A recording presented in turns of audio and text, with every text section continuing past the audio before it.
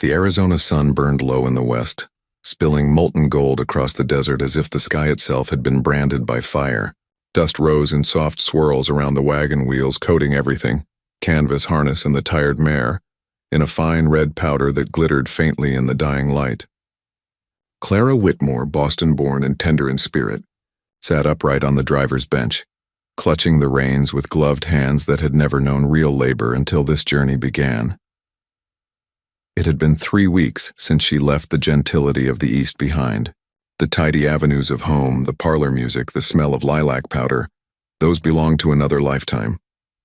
Now her world was sun-baked mesas, cacti crowned with yellow bloom, and the endless cry of the wind. She had come west to teach children, to bring letters and learning to a territory where bullets were sometimes quicker than words. It was a brave thing, everyone told her. But bravery, she was learning, often felt like loneliness in disguise. The little town of Red Mesa lay still behind her, a scattering of wooden buildings huddled against the vastness of creation. She'd spent her first week there arranging a classroom in the old church house, chalkboards shipped by rail, benches whittled by local hands, a small American flag pinned proudly above the lectern. Her pupils came barefoot, their faces sun-browned and curious. She loved them already, though their world was nothing like her own. On this evening, she had set out to visit a distant homestead, intent on convincing one more family to send their children to school. But as twilight deepened, the road grew rough. A jagged stone hidden beneath the dust caught her wagon wheel with a sickening crack. The mare reared. The wheel splintered. When the animal settled, trembling, Clara climbed down, surveying the damage with dismay. One spoke was shattered clean through, and she hadn't the faintest notion how to mend it. The desert stretched silent around her, vast and merciless. The air cooled quickly. Long shadows reached like fingers from the canyon walls.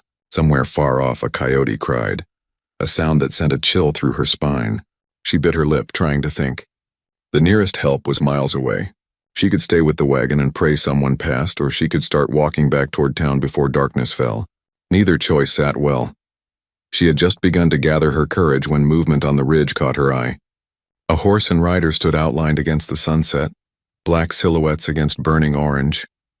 For a moment she thought it might be one of the ranchers, but as he descended she saw the long braid of dark hair, the fringed leather, the lean poise in the saddle that marked him different from any man she'd met before. He stopped a few yards away, reining in his horse with a smooth, quiet motion. The animal snorted softly. Its rider regarded her with eyes the color of polished obsidian. "You are far from town," he said. His voice was calm, deep, carrying the rhythm of the desert itself.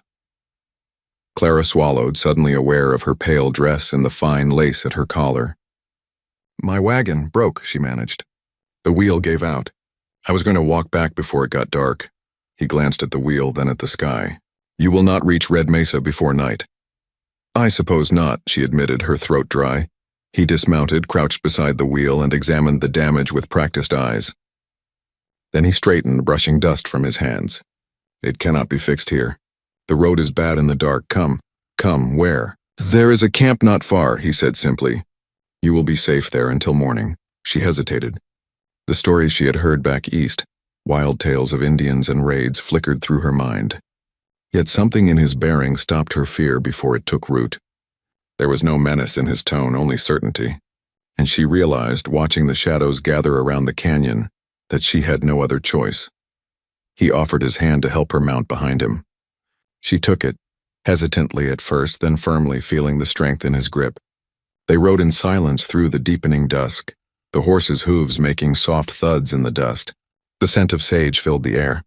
A hawk cried overhead, vanishing into the last streaks of light. When they reached the camp, it lay tucked between sandstone boulders, sheltered from the wind. A small fire burned at its heart. A few Navajo families were gathered there, men mending tack, women tending pots that smelled faintly of corn and herbs. The rider spoke briefly in his language. Faces turned toward Clara, curious but kind.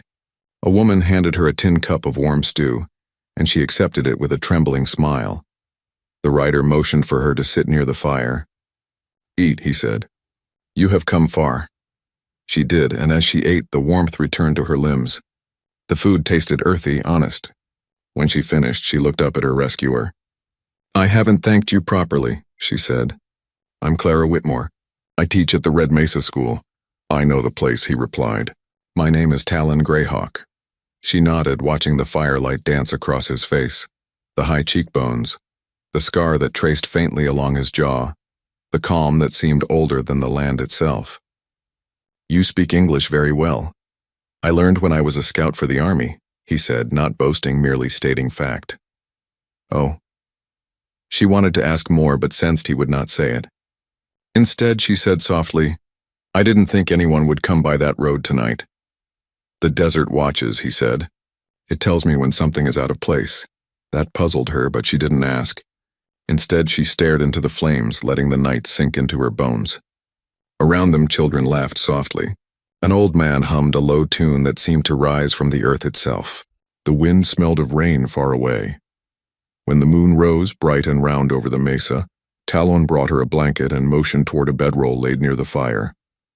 You should sleep. Morning comes early, she smiled faintly. Thank you, Mr. Greyhawk, you've been very kind. He inclined his head. Kindness is the desert's way. It gives or it takes. She lay down, drawing the blanket around her. As her eyes grew heavy, she looked once more at him, tall against the firelight, arms folded, watching the horizon like a sentinel carved from stone. In that moment, the fear that had followed her from Boston, fear of the unknown, of loneliness, of the wild, faded into something else. Wonder, perhaps, or the first spark of fascination for a man who seemed part of the very land she'd come to tame. When she drifted into sleep, the last sound she heard was the low murmur of his voice in Navajo, words she couldn't understand, yet somehow felt were meant to keep her safe. And though she didn't know it then, that night marked the beginning of the story that would change them both forever. Morning broke soft and pale across the desert, the kind of dawn that bled slowly through the canyon, turning the sandstone walls from purple to rose to gold. The camp was already awake. Women tended small fires, the scent of cornmeal and sagebrush tea drifting in the air. Children's laughter rang out clear as silver bells as they chased one another among the scrub. Clara stirred beneath her blanket, blinking against the light. For a moment she forgot where she was, then the memory of the broken wagon, the long ride, and the quiet man who had rescued her all came rushing back. She sat up, brushing sand from her dress, and found him standing near the edge of the camp, speaking with an elder in low tones. The sight of him there, tall, calm, belonging utterly to this fierce land, stirred something inside her chest she did not yet have words for. When he turned and saw she was awake, he nodded. You slept well? As well as one can on the ground, she said, attempting a smile. A flicker of amusement touched his eyes. You'll get used to it if you stay long enough. I won't, she said quickly. I mean, I should be getting back to town. He nodded again, unbothered. The road will still be there after breakfast. One of the women brought her a bowl of blue corn mush sweetened with honey. Clara ate it with polite gratitude, though she felt like an intruder among these people who moved so easily, who seemed woven into the rhythm of the earth itself. Her eyes kept straying to Talon, to the way he spoke softly to the children, teaching them how to tie small bundles of sage, to how the others looked at him with quiet respect. There was no arrogance in him, no need to command. His authority came from something deeper. When the time came to leave, he saddled his horse and helped her mount. The broken wagon would have to be fetched later. As they rode toward Red Mesa, the morning sun rising behind them, Clara found her tongue loosening. The silence between them was not uncomfortable but alive, filled with unspoken thoughts. Do you live out here all the time? She asked. Mostly. I go to town when I must, he said. Do you have family? He hesitated. Not anymore. She sensed that was all he would say and let the quiet fall again. The land spread endless before them, mesas rising like red cathedrals, the air shimmering with heat. The wildness of it thrilled her, even as it frightened her. When they reached the outskirts of town, she expected him to leave her there. But he dismounted, walked her the rest of the way, and made sure she was safe inside her small cabin before turning back toward the desert. She thanked him again, but he only said, The land is wide, Miss Whitmore. If you travel it, learn its ways. The desert does not forgive carelessness. After he left, she stood by the window for a long while, watching his silhouette shrink against the horizon until it vanished. The next few days passed in the steady rhythm of teaching, chalk dust, recited letters, children's laughter echoing through the schoolhouse walls, yet Clara's mind wandered more than she cared to admit. She thought of the campfire's glow, the gentle hum of Navajo words around her and of Talon's dark eyes, calm, knowing, a little sad. On the fourth evening, a knock came at her door. When she opened it, she found him standing there, his hat in hand. "I brought your wagon," he said simply, "and repaired the wheel." She blinked, surprised. "You did that alone?" He gave a faint shrug.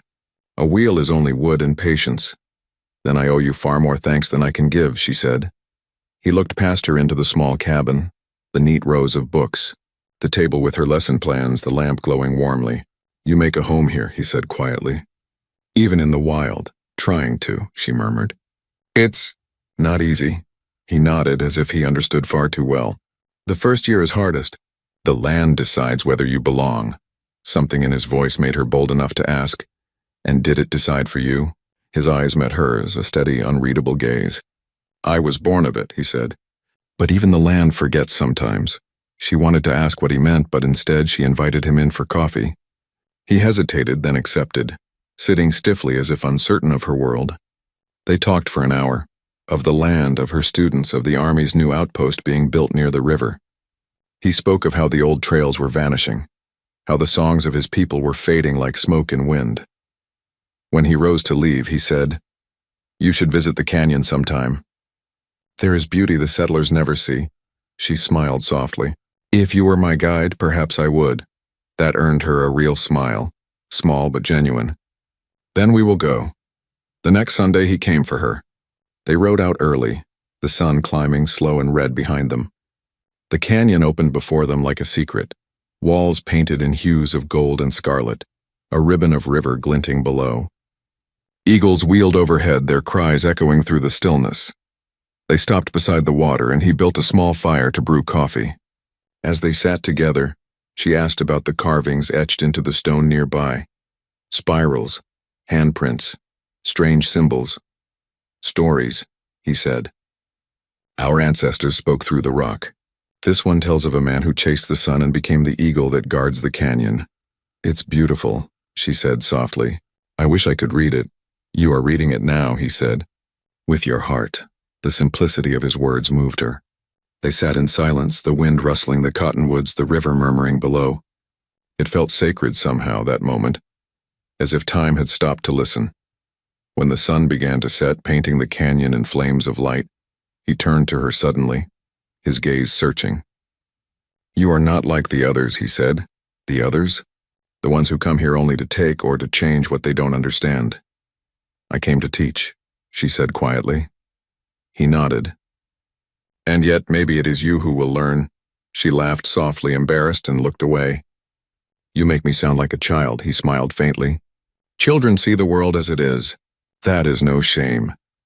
As the fire died to embers, she felt a strange warmth inside her chest, not just from the nearness of the flames, but from the closeness of him. She caught herself watching the line of his jaw, the quiet strength in his hands. When she spoke again, it was without thought. "I've never," she began, then stopped. He looked at her, waiting. She felt her cheeks burn. "I've never been kissed," she confessed, half laughing at her own foolishness. For a heartbeat, the desert seemed to hold its breath. Then his lips curved in a slow, teasing smile. "Never?" She shook her head, mortified. "Not once. My father said a lady must guard her virtue as she guards her soul. I suppose I took that too seriously." His eyes softened, and there was no mockery in them, only curiosity and something deeper. "Then the men of your world are blind," he said quietly. She looked away, her pulse racing. "It's not blindness, Mr. Greyhawk. I just never met one who made me want it." The fire crackled softly between them. Neither spoke after that. But when she finally looked up again, he was watching her with that same unspoken depth. The look of a man who has seen countless miles of silence and still finds wonder in one quiet soul. That night, when she returned to her cabin, she couldn't sleep. The desert wind whispered against the shutters, carrying with it the faint scent of sage and smoke, a reminder of him, and of something awakening in her heart that no amount of Boston manners could smother. She lay there in the half-light of dawn, whispering his name into the stillness as if saying it aloud would somehow make it real. Talon Greyhawk. And from that day forward, she knew she would never see the desert or herself the same way again.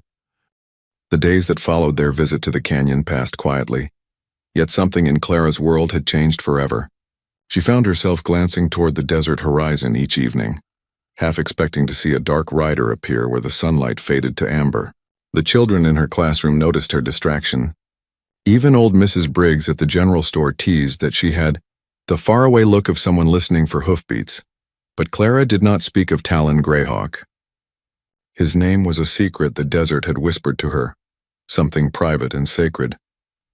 Then one afternoon, as she was dismissing her students, she heard the thunder of horses beyond the ridge. Dust billowed in the air. At first she thought it was the ranchers driving cattle, but then came the sharp cracks of gunfire echoing across the valley. Her heart leapt. Before she could react, the schoolhouse door burst open and a ranch hand stumbled inside, breathless. "Outlaws," he gasped. "Band of them. They raided the supply wagons." "Headed this way," the children screamed, scattering toward their homes. Clara's blood ran cold. She grabbed her satchel, meaning to run for shelter. But before she reached the door, a horse skidded to a halt outside. Talon. He swung down in one fluid motion. "Miss Whitmore!" She froze at the sound of his voice. "What's happening?" "They'll come through the town," he said, his eyes scanning the horizon. "I need to get you out of here. I can't just leave." He caught her wrist, firm but not unkind. "Now is not the time to argue. Come." There was no mistaking the urgency in his tone. She climbed behind him, clutching the saddle horn as he spurred the horse westward. The sound of gunfire grew fainter behind them as they rode into the open desert. The wind whipped through her hair, carrying the dry scent of sand and sage. They rode hard for over an hour, until the land rose into a stretch of jagged stone cliffs. At last he slowed, guiding the horse into a narrow ravine where the world fell still except for the echo of their own breathing. "Are we safe?" she asked, her voice trembling. "For now," he said. She slid from the horse, her legs shaking. He tethered the animal and crouched to study the tracks they'd left behind. "They were paid to clear this land," he said quietly. "There are men in town who want to push my people away. These outlaws do the dirty work." Clara's heart sank. "That's monstrous." He looked up at her. "It's the West, Miss Whitmore. The law here is written by whoever carries the most bullets." She saw the weariness in his eyes, and for the first time, she understood the weight he bore, caught between two worlds that neither fully trusted him. As the sun dipped low, he found a small hollow beside a dry creek bed and started a fire. Clara sat close, wrapping her shawl tighter. She wanted to thank him, but the words tangled on her tongue. Finally, she said, "You could have left me in town. Why risk yourself for me?" He didn't look up. "Because I could not ride away knowing harm would come to you." The simple honesty in his voice struck her like a blow. She stared at him, the firelight carving his face in bronze and shadow. "You speak as if it's your duty." He shook his head. "Not duty, choice." For a while they sat in silence, listening to the night sounds, the crackle of burning wood, the faint howl of a coyote far away. When she spoke again, her voice was softer. "You said once you stood between two worlds. What did you mean?" He fed another stick into the fire before answering. "I was born among my people, but I fought for the U.S. Army as a scout. I carried messages between those who built forts and those who lived beneath the red cliffs. To the soldiers, I was never fully one of them. To my people, I became a man who spoke the tongue of those who took our land. Now I belong nowhere." Clara's throat tightened. "That's not true."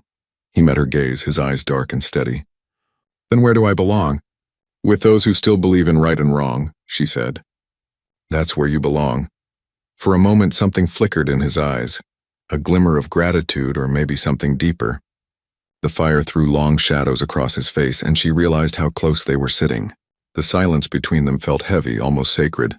A gust of wind swept through the ravine, scattering embers into the night. He rose, looking toward the horizon. "We should rest for a few hours. We'll ride at dawn." She nodded and lay down on the bedroll he made for her, the soft sand beneath her serving as a mattress. The stars shimmered above, and 1,000 silent witnesses. Sleep came slowly. She kept watching him as he stood at the mouth of the ravine, the firelight flickering against his silhouette. His figure looked carved from stone, proud, unyielding, yet profoundly alone. Finally, she whispered into the darkness, "Do you ever tire of being strong?" He turned his head slightly. "Only when I remember what it costs." There was a pause. Then softer, he said, "Rest now, Miss Whitmore. The desert will keep us safe tonight." When dawn arrived, pale and cold, they were already in the saddle. The sun rose behind them like a burning coin, setting the mesas ablaze with color. Clara had never seen anything so beautiful or so endless. They rode in companionable silence. Every so often, Talon would point out a landmark, an eagle's nest high on the cliff, a patch of wildflowers growing stubbornly from rock, a formation shaped like a sleeping bear. She listened, marveling not just at the land but at how he spoke of it, not as something owned, but as something lived with, honored, and understood. By mid-morning, they reached higher ground overlooking the valley below. Smoke curled faintly from the direction of Red Mesa. Clara's chest tightened. "The town?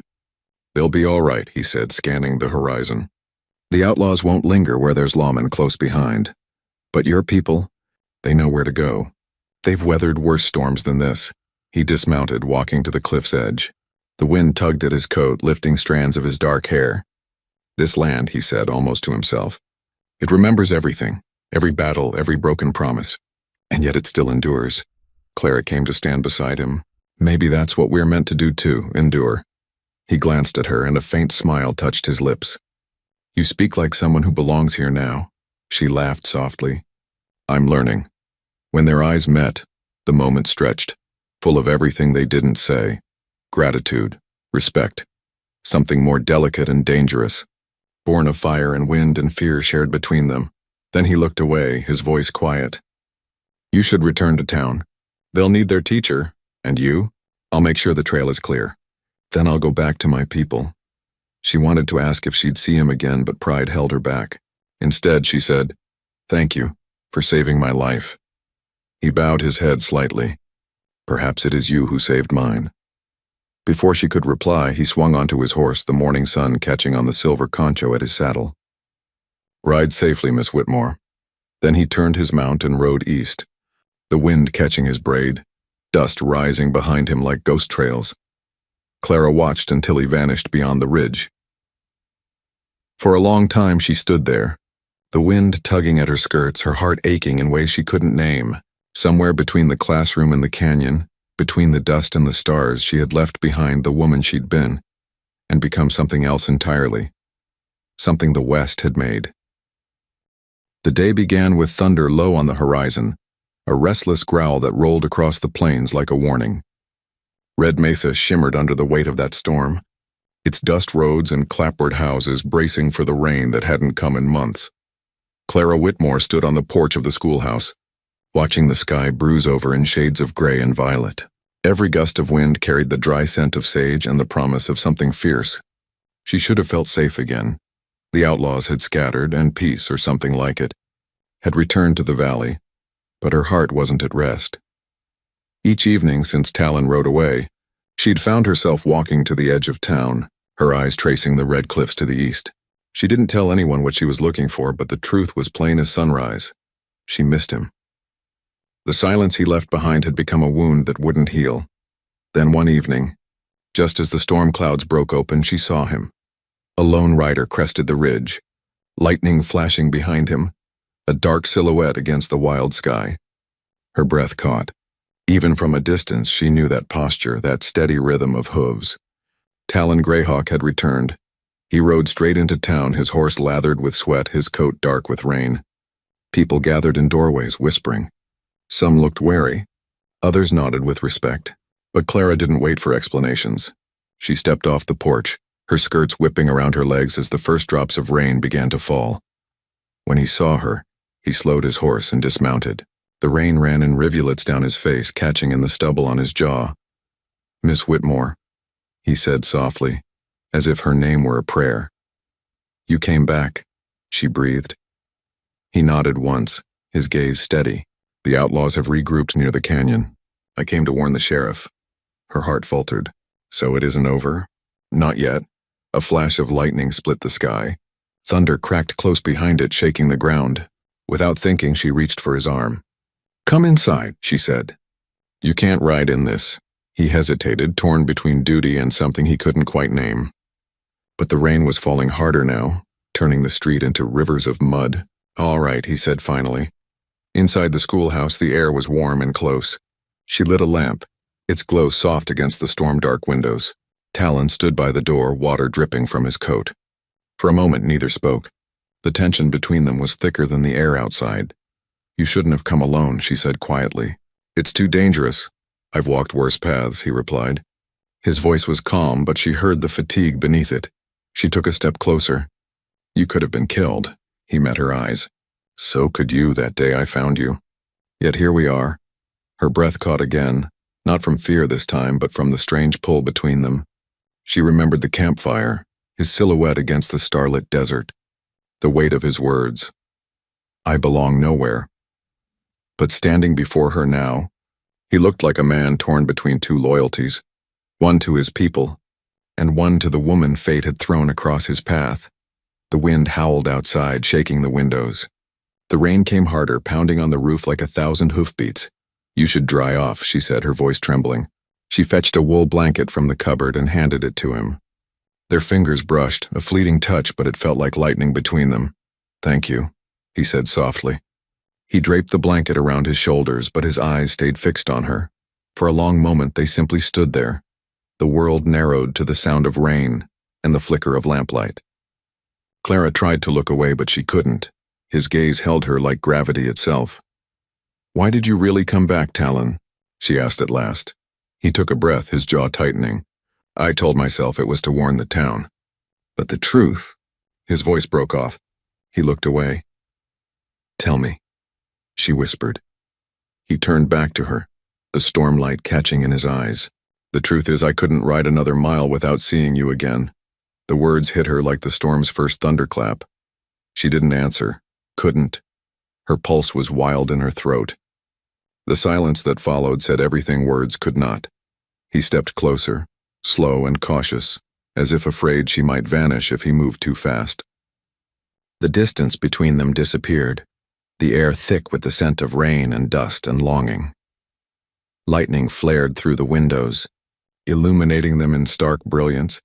Two souls caught between fate and desire. "You shouldn't say things like that," she murmured. "Not unless you mean them." He smiled, that rare, quiet smile that made her heart twist. "Then I'll say it again until you believe it." Thunder rolled. The lamp flickered. She could feel the warmth of him now, the steady rhythm of his breathing. "I don't know where I belong anymore," he said, his voice low. "But when I'm near you, the world makes sense." Clara's breath trembled. "You don't have to belong anywhere, Talon, you just have to be." For a heartbeat, neither moved. Then, almost without realizing, she reached up. Her fingers brushed the side of his face, tracing the rain that still clung there.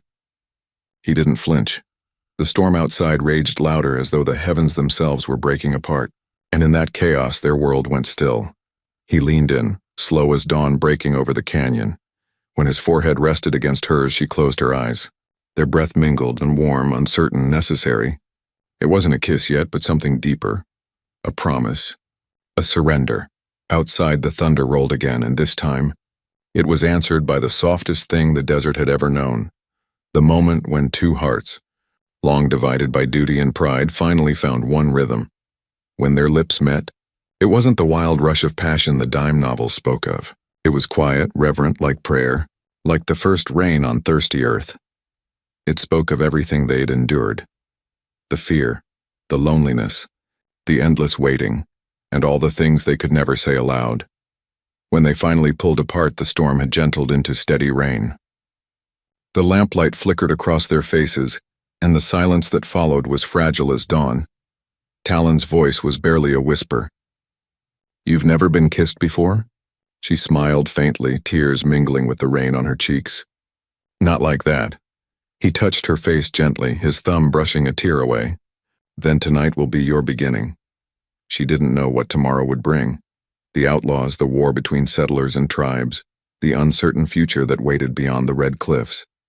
But for that moment beneath the storm, she knew one thing with absolute clarity. The West might belong to no one. But her heart, wild and unbroken, belonged to him, Dawn broke quiet and silver over Red Mesa. The storm had passed, leaving the land washed clean. The air smelled of rain and sage, and puddles mirrored the sky like fragments of broken glass.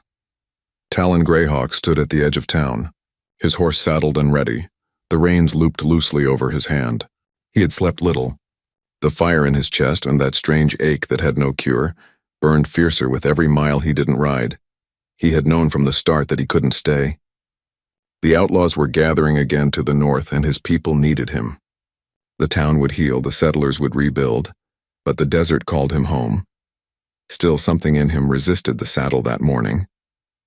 Maybe it was the memory of her, standing in the schoolhouse glow, rain running down her face, whispering his name like a secret meant only for the wind. The door behind him creaked. He didn't turn, but he knew who it was by the soft tread of her boots on the wet boards. "You were going to leave without saying goodbye?" Clara asked. Her voice carried both warmth and sorrow, the sound of someone who already knew the answer. He turned to face her. She wore a shawl against the cool morning air, her hair loose from its usual braid. The rising sun caught the edges of it, turning it gold. "I didn't want to wake you," he said quietly. "I wasn't asleep." They stood a moment in silence. Behind them, the town was just beginning to stir. Smoke rising from chimneys, roosters calling, the clatter of wagon wheels on wet earth. But between them the world was still. "Talon," she began, her voice trembling. "I don't understand. You said you came back for me."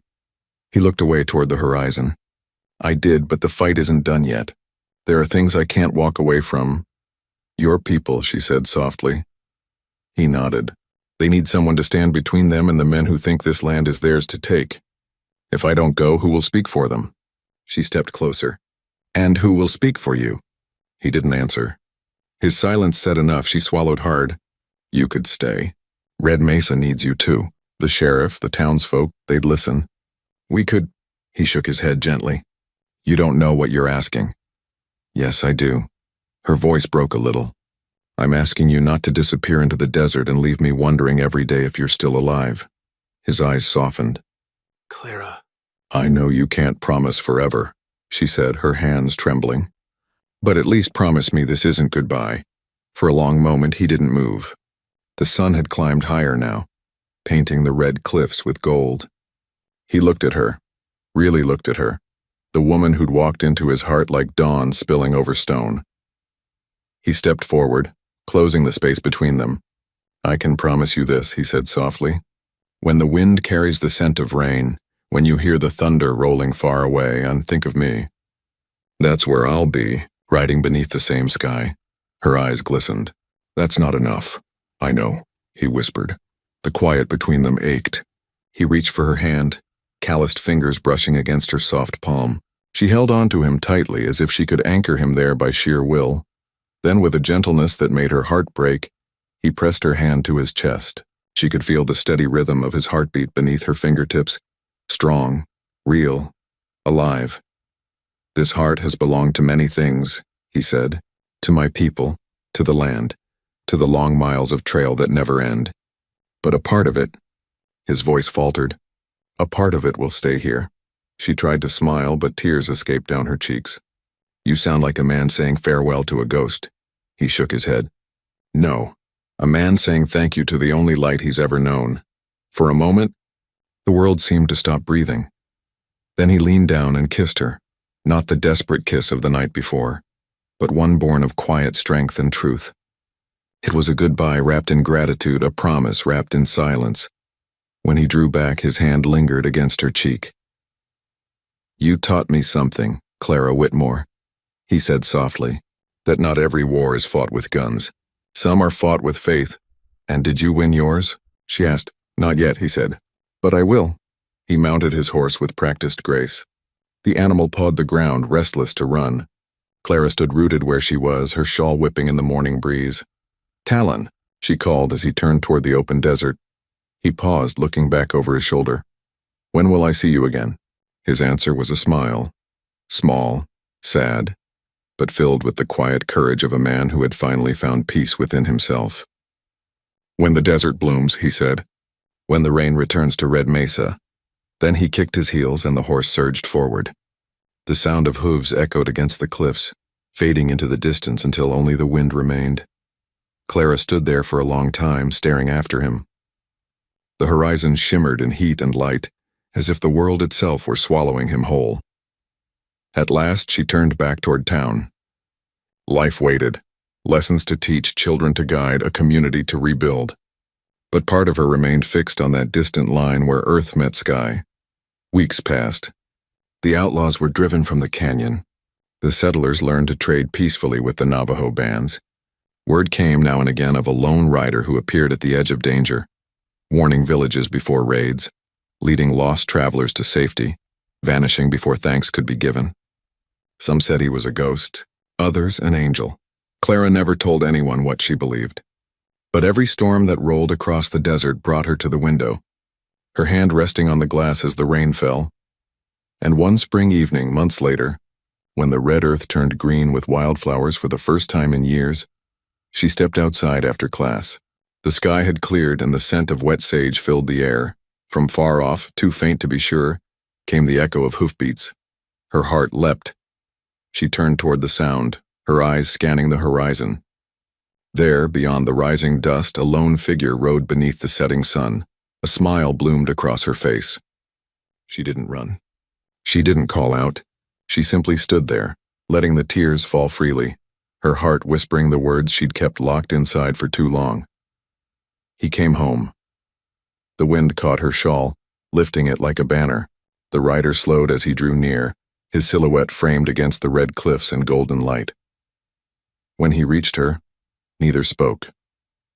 The silence between them said all that needed saying, that love, like the land, endures what it must and grows stronger for it. She took his hand. He smiled, that quiet, knowing smile that once stopped the rain itself, and together, beneath the vast, endless sky of the Wild West, they rode toward the horizon, two souls finally finding home not in a place but in each other.